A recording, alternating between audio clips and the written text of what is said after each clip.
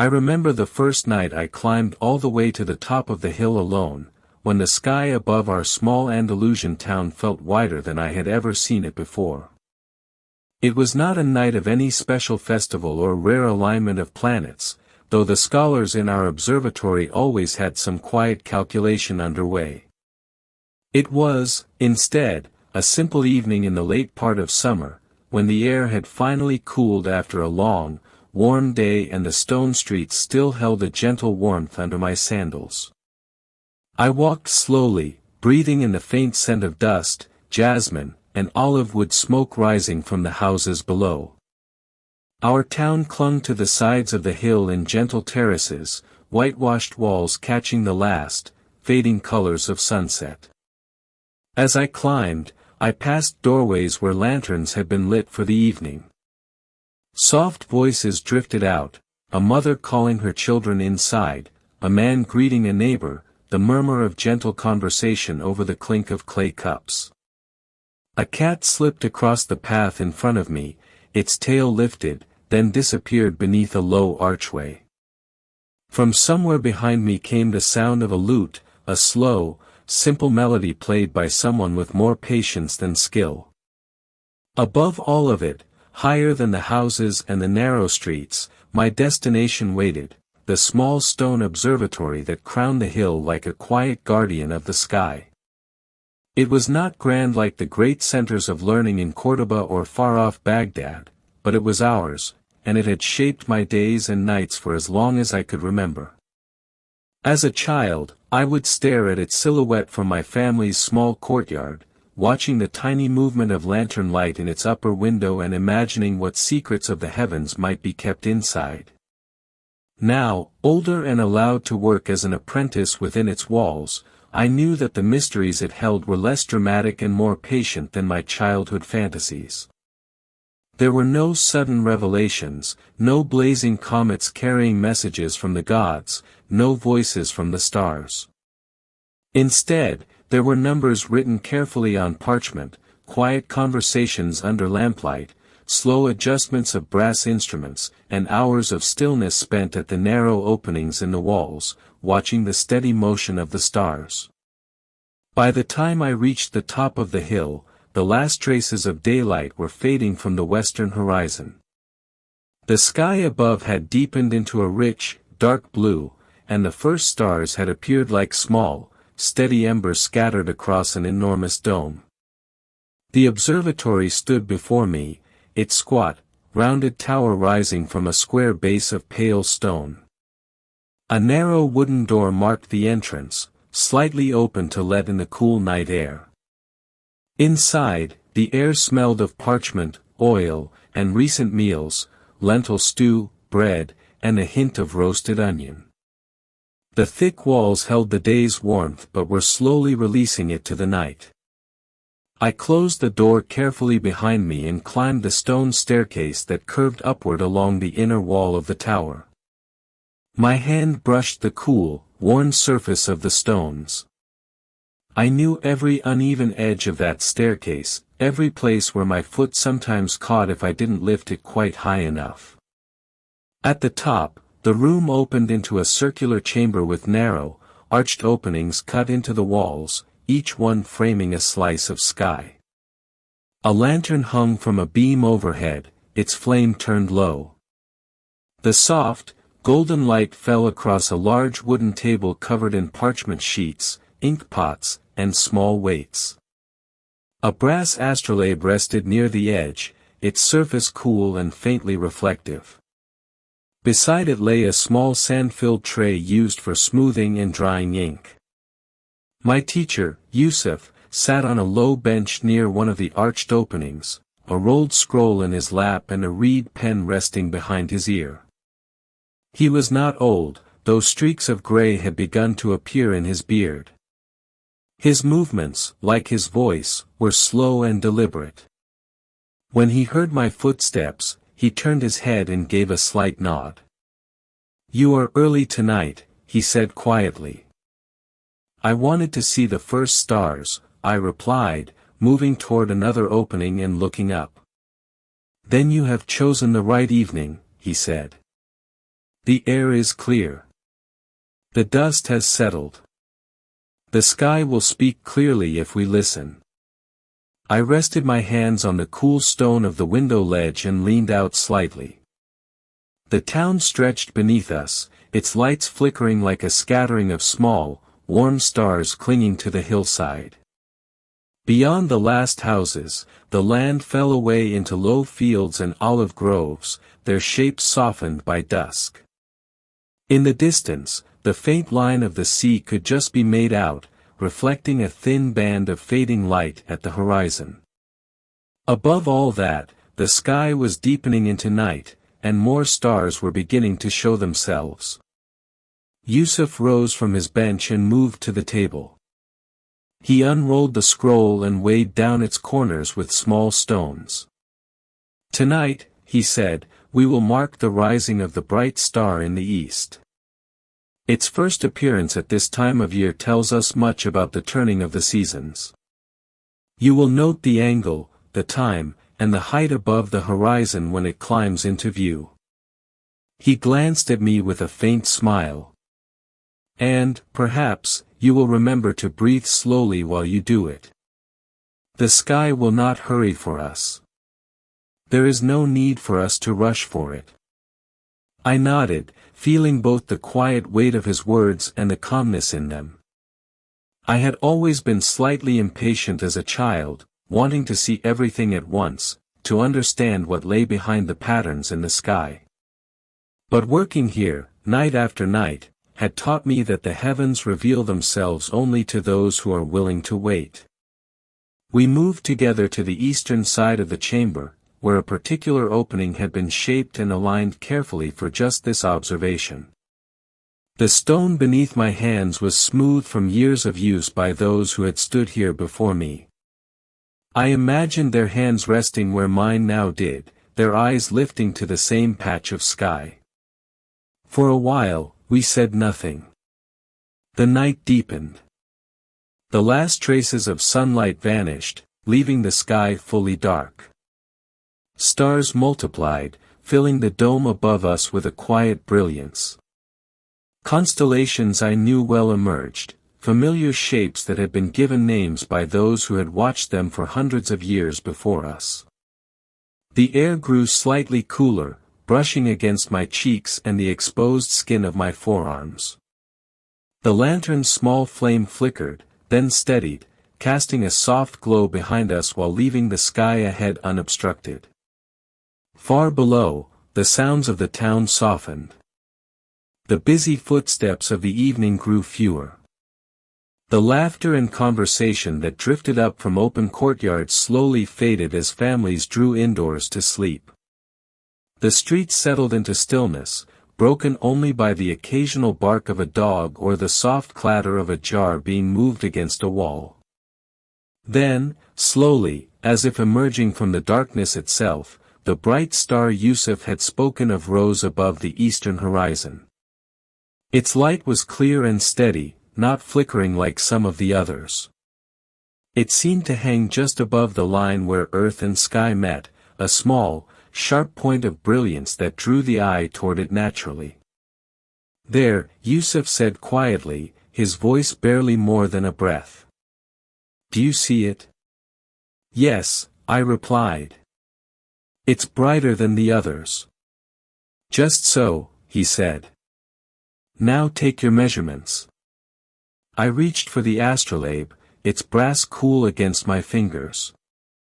With practiced motions, I aligned its edges with the horizon as seen through the opening, then adjusted it carefully until its sighting ruler pointed directly at the star.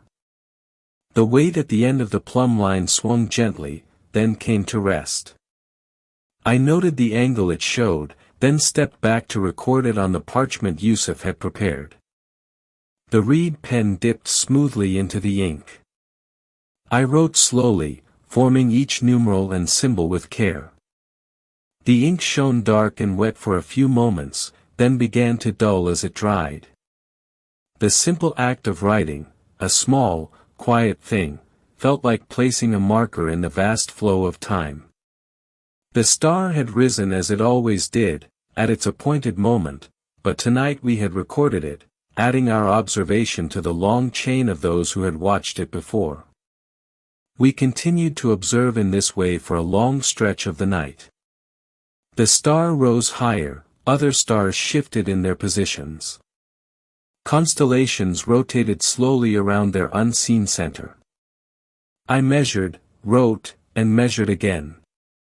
Sometimes, Yusuf corrected my hand gently, guiding it to a slightly different place on the instrument.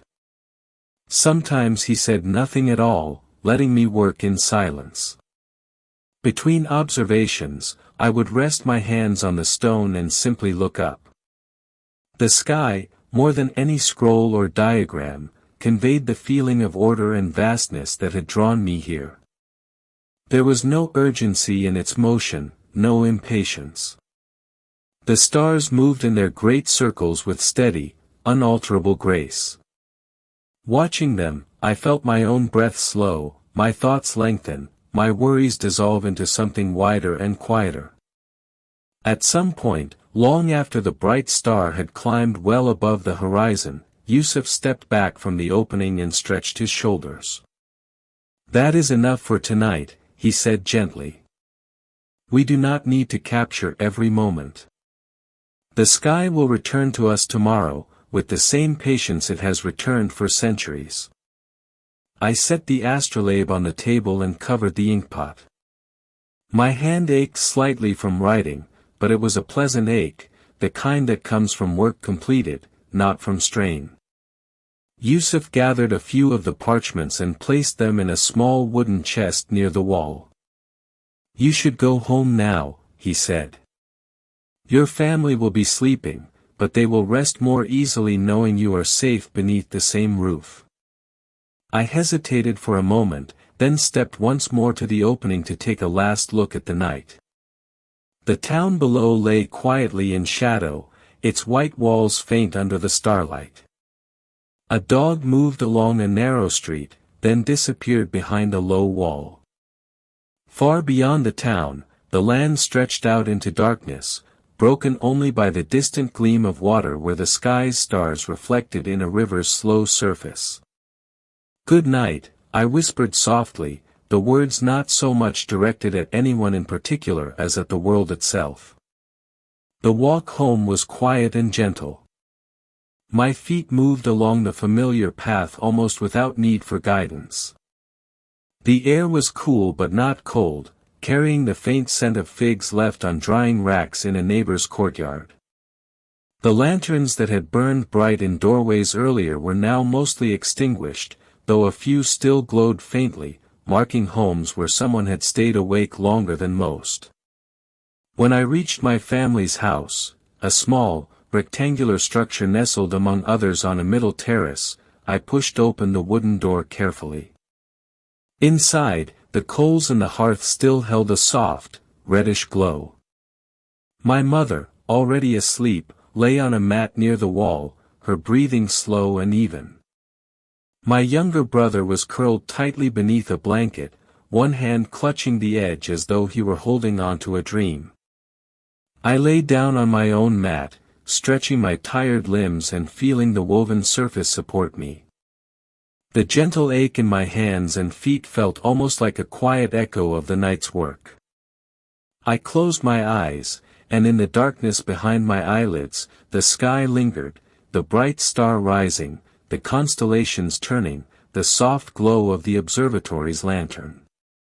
My breathing slowed to match the rhythm I had felt in the heavens, that slow, deep pulse of steady motion. The sounds of the night in the town, a distant door closing, a muffled voice, the faint rustle of palm fronds in the breeze, joined together into a soft, continuous murmur.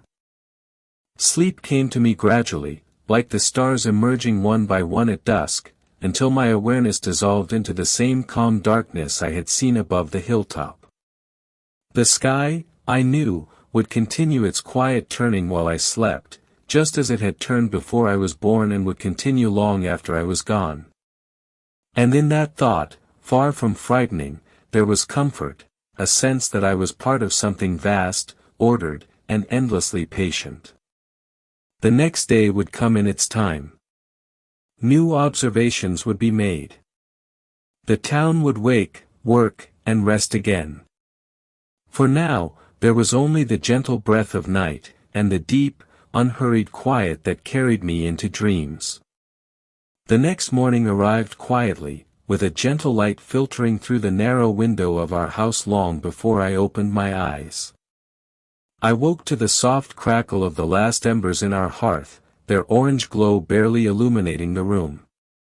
My mother had risen earlier, as she always did, and I could hear her in the courtyard, pouring water into a clay basin and humming a tune she had known since childhood.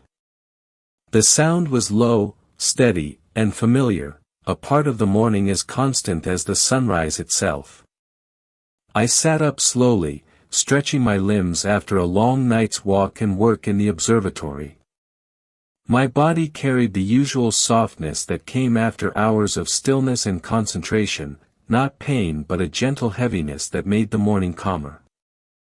The air inside the house was cool, it sent a mixture of olive wood smoke, worn linen, and the faint sweetness of dried figs stored in clay jars along the wall. My younger brother, still asleep, had wrapped himself tightly in his blanket, his curls peeking from its edge. I brushed a stray curl away from his forehead and then stood, fastening the simple cloth belt around my tunic before stepping quietly into the courtyard. The early morning sun had not yet risen fully, its light touched only the tops of distant rooftops. The rest of the town below was still wrapped in shadow. My mother greeted me with a warm smile as she wiped her hands on a cloth. "You slept late today," she said gently, though she knew perfectly well that I had returned home long after midnight. "I was at the observatory," I replied softly. "Of course," she said, her eyes softening with a blend of pride and concern. "The sky keeps you awake more than any guest or festival ever could." I smiled at that, and we shared a piece of warm bread that she had set aside. The dough was soft, sprinkled with sesame, and the warmth of it spread through me with each bite. We ate quietly, letting the morning settle around us. After breakfast, I took a small clay jug and stepped outside to fetch water from the nearby fountain.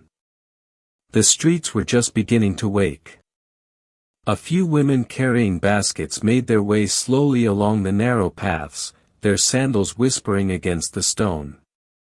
A pair of children chased a cat across a courtyard, their laughter echoing lightly. A merchant rolled open the shutters of his small shop, revealing jars of herbs and spices arranged neatly along the shelves. The fountain stood at the center of a small square, carved from pale stone that had been smoothed by generations of hands. Water flowed in a steady trickle from the mouth of a lion-shaped spout, falling into a shallow basin before running off into narrow channels that lined the edges of the street. As I filled my jug, the cool water splashed against my fingers, waking me more fully. From somewhere above, a faint breeze drifted down the hill, carrying with it the familiar scent of the observatory, old parchment, oil lamps, and the sun-warmed stone of its outer walls. I paused for a moment, closing my eyes and letting the breeze brush gently against my cheeks. Even from down here in the heart of the town, the observatory felt close, as though it were watching over the hillside like a quiet elder. When I returned home, the streets had grown a little busier. A man carrying a stack of folded rugs nodded to me in greeting. An older woman sweeping her doorstep called out a blessing for the day. A potter passed by with a cart of clay vessels, their surfaces shining faintly. Inside our courtyard, my mother was now grinding herbs on a flat stone. She motioned for me to place the water jug beside her. "Will you return to the observatory tonight?" she asked without looking up. "Yes," I said. "Yusuf wants to continue our measurements while the skies remain clear." She pressed her palm against the herbs, releasing a fresh, earthy scent into the air. Then rest well today. Clear eyes see the sky more truly. I nodded softly, knowing she was right. After helping her prepare a few household items, sweeping the courtyard, trimming dried figs, and arranging bundles of herbs, I retreated to my small room to rest. The window let in a beam of gentle light that warmed the floor. I lay down on my mat, closing my eyes. Rather than sleep, I drifted in a comfortable stillness, my mind lingering on the stars I had seen only hours earlier. It was late morning when I rose again. Outside, the sun shone brightly over the town. The whitewashed walls of the houses reflected the light, glowing softly. I wrapped a light shawl over my shoulders and stepped out into the street. My first stop was the small market terrace halfway up the hill. Although modest compared to the great bazaars of Córdoba, our market had its own gentle charm. Merchants arranged baskets of dates, olives, almonds, and dried apricots in neat rows. Clay jars filled with honey and fragrant oil lined the tables. A woman selling fresh cheese called out in a quiet voice, offering me a sample. I bought a small piece wrapped in fig leaves and continued walking. At the edge of the market, a man sat sharpening a metal tool on a stone. The slow scraping sound blended with the murmur of voices and the occasional flutter of a bird landing on a nearby rooftop. From the market, I followed the winding street that climbed toward the observatory. The higher I went, the quieter the town became. The sound of voices faded. The breeze strengthened slightly, carrying the scent of blooming almond trees from the terraces below. The sky, so clear the night before, shone an almost perfect blue above me. When I reached the observatory, its wooden door stood slightly ajar. I pushed it open gently and stepped inside. The cool air welcomed me, carrying the familiar scent of parchment and brass instruments. Yusuf stood near the central table, sorting through a bundle of scrolls. He glanced up when he heard my footsteps. "Good," he said quietly. "You're here earlier than I expected." "I wanted to prepare for tonight," I replied. "Then come," he said. "There is much to arrange." For the next several hours, we prepared the instruments, cleaning the brass plates of the astrolabe, adjusting the wooden supports of the quadrant, and smoothing the ink on parchments where previous measurements had dried. The work was slow, repetitive, and calming. Each motion carried a sense of precision and purpose. We spoke only occasionally, and always softly, our voices blending easily with the quiet air inside the chamber. At midday, Yusuf set down the astrolabe and gestured toward the eastern opening. "Look," he said. Outside, the land below shimmered in the heat. The fields, groves, and rooftops were softened by the light, appearing almost dreamlike. Beyond them, the faint outline of the sea sparkled. A single ship with pale sails glided slowly across the distant water. This place, Yusuf said softly, was chosen for the view. The calm. The quiet. The way the world seems to breathe more gently up here. I felt that breath myself, the gentle pulse of the earth, the movement of the wind, the distant murmur of the sea. Everything seemed to align in a slow, harmonious rhythm, unhurried by the passing of hours. We ate a simple meal of bread, herbs, and cheese, seated near the open arch where the breeze flowed in freely. Then, as the sun began its gradual descent, we prepared for the evening's observations. By late afternoon, I walked back home briefly to share supper with my family before nightfall. The meal was simple: lentils, warm bread, and figs. My mother asked about the observatory, and I described the preparations. She listened with her usual quiet smile. When the sky began to darken, I returned once more to the hill. The houses glowed with lantern light. The air cooled pleasantly. Voices faded as families settled into their evening routines.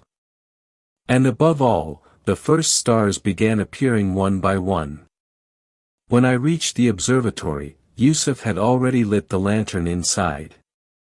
Its warm glow illuminated the brass instruments and cast long, soft shadows along the stone walls. "We begin again," he said.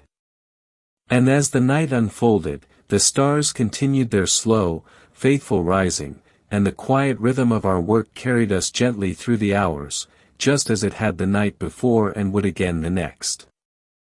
The night that followed unfolded with a quietness that felt deeper than usual, as though the hill, the town, and even the sky itself had chosen to move a little more slowly.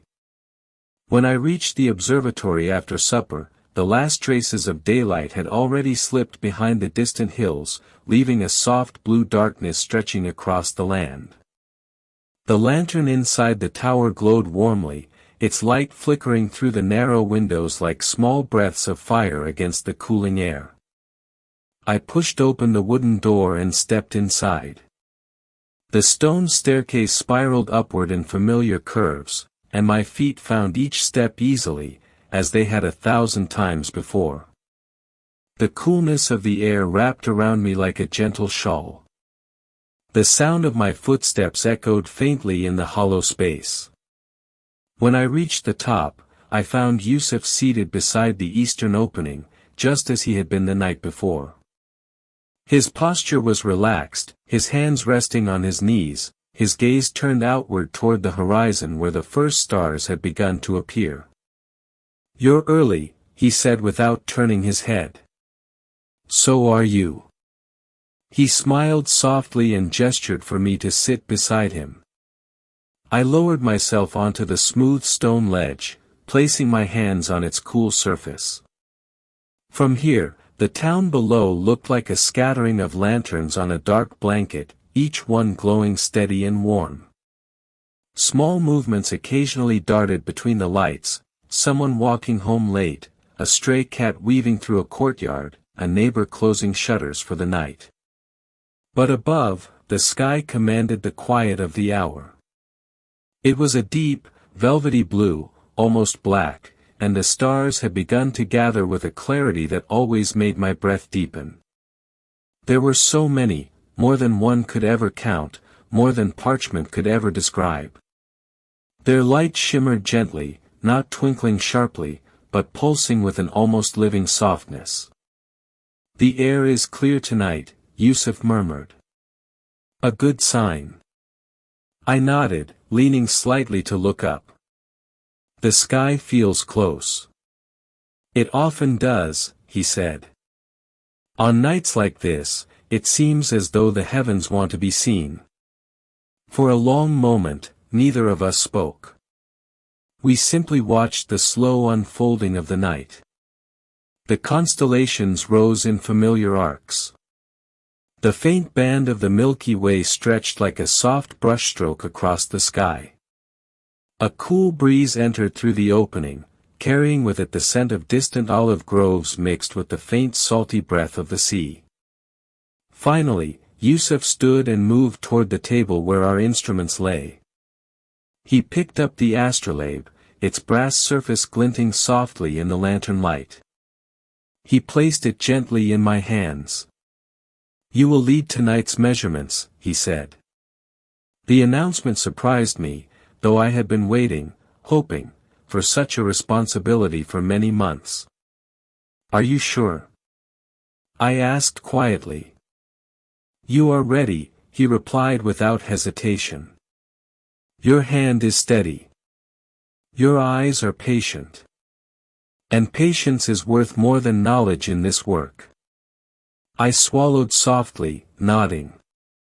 With a deep, slow breath, I turned toward the western opening where we would begin. The star we sought tonight was not the bright one from the night before, but a gentler one, one that revealed itself only after full darkness had settled. It rose slower, softer, and its path had to be measured carefully. We extinguished the lantern for a moment to allow our eyes to adjust fully. The room darkened, letting the starlight spill more freely across the stone floor. My breath slowed. My ears sharpened. The quiet of the tower deepened. After a few moments, a single, faint star began to brighten above the western horizon. It shimmered delicately, barely distinguishable at first, but I knew what I was looking for.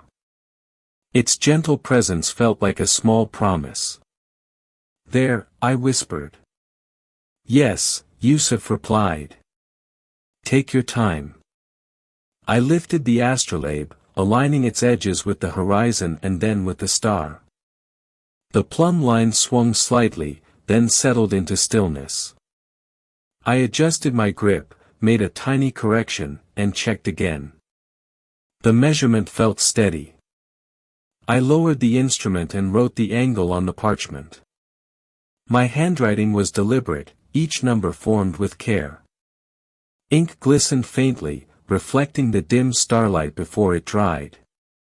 "Good," Yusuf said softly. "Again when it rises a little more." And so the night moved on like that, quiet, precise, unhurried. We marked the star's position at different intervals, each measurement becoming another small stone placed carefully into the long structure of our work. Between the recordings, we waited, leaning against the stone ledges, letting the sky turn overhead at its patient pace. Sometimes I found myself listening to the sounds drifting up from the town below. A door closing somewhere. The muffled ring of a distant bell marking late evening prayers. The soft conversation of two neighbors lingering outside their homes. The world moved, but gently, as though not wanting to disturb the quiet hill. Around midnight, Yusuf lit the lantern again and placed a small jar of water on the table. He handed it to me with a simple gesture. I drank, the coolness spreading through my chest, grounding me. The night air grew cooler, and I wrapped my shawl more tightly around my shoulders. We continued working until the stars slipped higher into the sky, at an angle that no longer needed measuring for our current study. Then Yusuf closed his scroll with a quiet sense of completion. The night's work was done. He looked at me with a small smile. "You did well." "Thank you," I said, feeling warmth in my chest despite the cool air. "You are learning not just to see," he said, "but to wait. That is the greater skill." We stepped away from the table and approached the eastern opening once more. The horizon there was still dark, but the faintest hint of pale blue was beginning to gather. Dawn was many hours away, but its earliest breath had begun. Yusuf rested his hands on the stone and exhaled slowly. "Many years ago," he said quietly, "my teacher told me something. He said that watching the sky changes a person, softens them, lengthens their thoughts, expands their patience.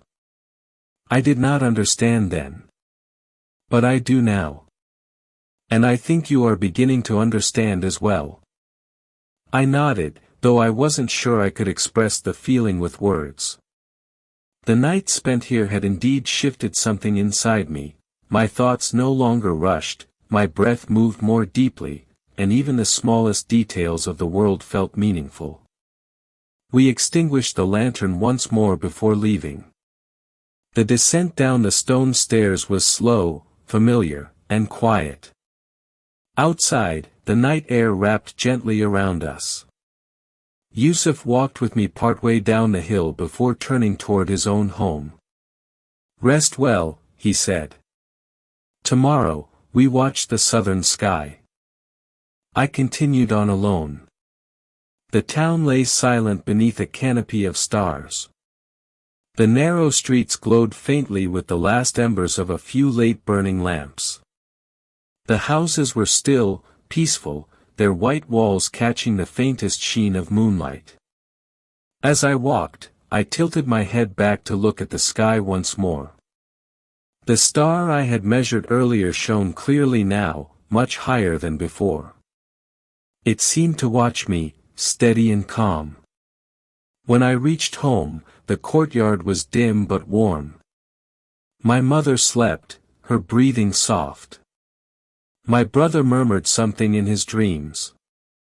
I lay down on my mat, my body tired in a way that felt grounding, not heavy. Closing my eyes, I could still feel the smooth stone beneath my hands, the cool brass of the astrolabe, the slow pulse of the night breeze. The memory of the stars lingered behind my eyelids, soft, endless, reassuring. Sleep found me gradually, like a tide rising along a quiet shore, filling the spaces of my thoughts until nothing remained but the deep, steady rhythm of the world itself. The morning after our long night of observation arrived with a softness so gentle that it seemed to settle itself into every corner of our small house. I woke slowly, not startled awake, but drifting upward through layers of light and warmth as though the day were lifting me gently. The faint glow of dawn brushed across the walls, turning the white plaster a pale, comforting gold. I could hear the familiar sounds of the courtyard, my mother pouring water into a basin, the soft sweep of her sandals on stone, a sparrow fluttering near the fig tree. My limbs were heavy, pleasantly so, after hours spent standing at the high openings of the observatory tower. Every observation night left a quiet echo in my body, a kind of stillness that remained long after the stars had faded from the sky. I rose from my mat, wrapped a light shawl around my shoulders, and walked into the courtyard. The air was cool but carried the promise of warmth, like a hand resting gently on my arm. "Good morning," my mother said softly without turning, recognizing my footsteps as she always did. "Good morning," I replied, my voice low but rested. She handed me a small cup of warm water with herbs steeped in it. The scent drifted upward, mint and something faintly floral. I drank slowly, feeling the warmth spread through my chest and stomach. Birds chirped lightly on the rooftops. The town below us was still quiet, though faint sounds of early rising families drifted through the winding streets. After breakfast, I walked outside with a small basket to buy bread. The street was filled with long morning shadows, the sun had only just risen enough to touch the tops of the walls. Women in simple shawls carried baskets of olives, cheese, and herbs. A man leading a donkey loaded with sacks of grain passed by slowly, greeting neighbors with nods that held no rush or urgency. The air still carried the coolness of night, mixed with the scent of warm bread from the communal oven. At the oven, the heat radiated outward in gentle waves. The baker, an older woman with careful hands, handed me a round loaf wrapped in cloth. "You were at the observatory late again," she said with a knowing smile. "Your eyes always show it." "Was it so obvious?" I asked. She laughed softly. "Only to those who have known you since you were small." I thanked her and walked back home. Along the way, the breeze drifted uphill from the sea, carrying its familiar fragrance. The harbor, though miles away, had a way of making itself known through the scent of salt and distant waves.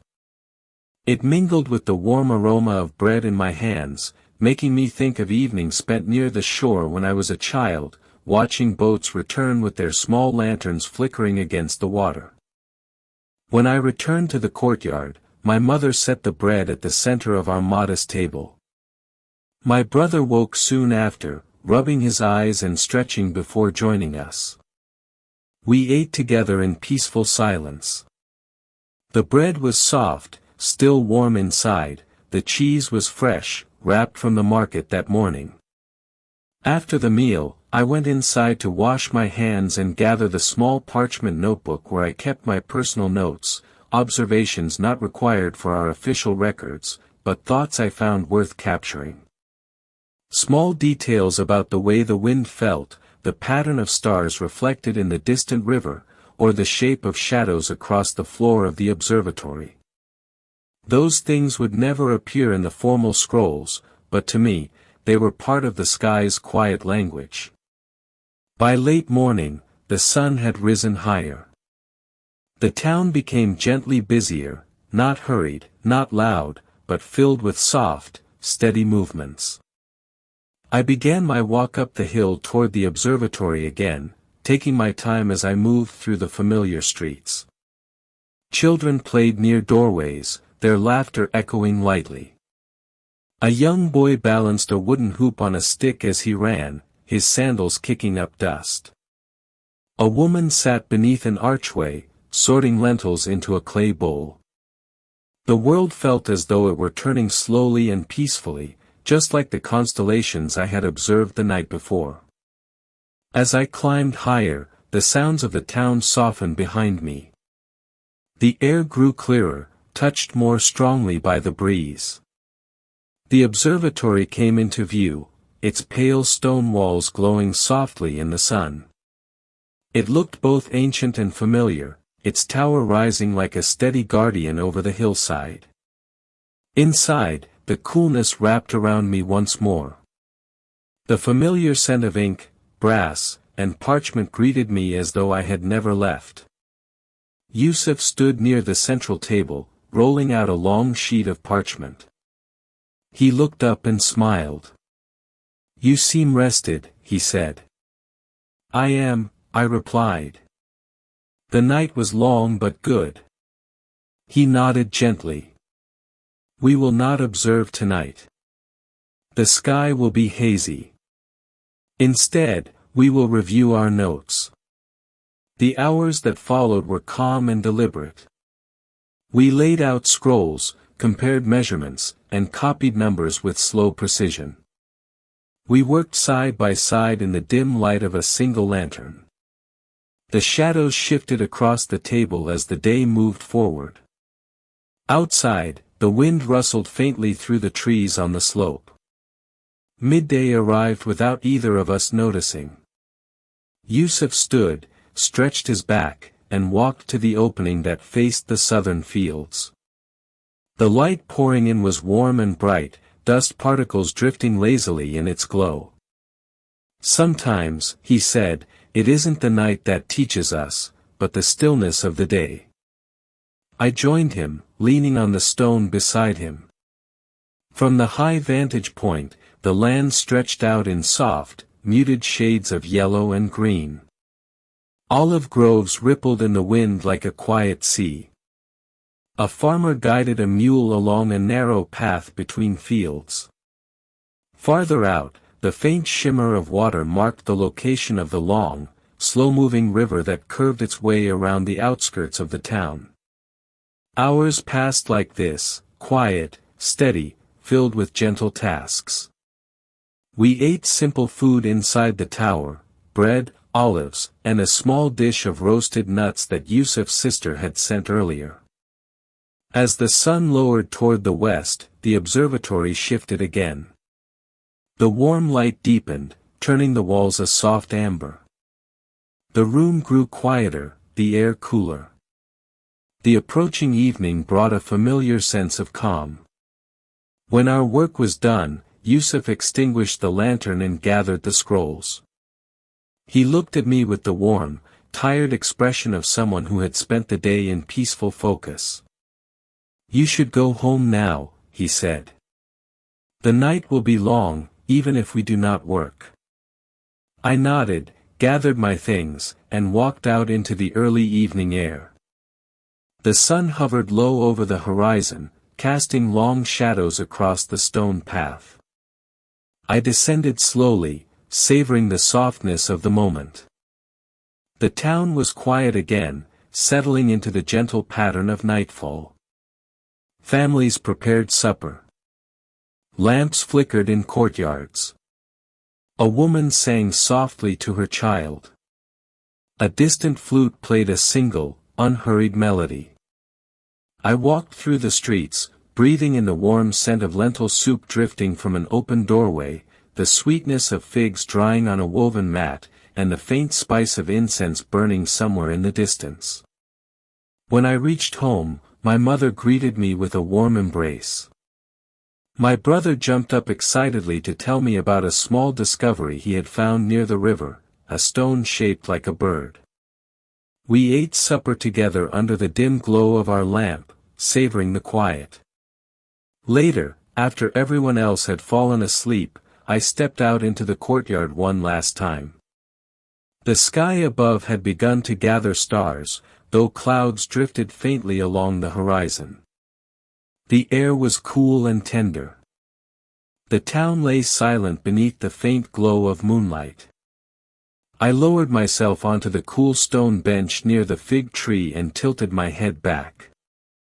I could see only a few stars tonight, far fewer than the night before, but even that felt comforting. The sky did not need to reveal everything at once. It could rest, just as we did.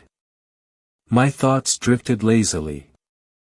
I felt the familiar peace of the hill, the presence of the observatory above, the gentle hum of the world slowing down for the night. My breathing matched that rhythm, slow, deep, steady. Eventually, I returned inside, lay down on my mat, and pulled the blanket over my shoulders. The air felt warm against my skin. My eyes closed softly, without effort. And sleep came, quiet, slow, like the dimming of the lantern flame at the end of a long day, filling the room, filling my thoughts, until there was nothing left but stillness.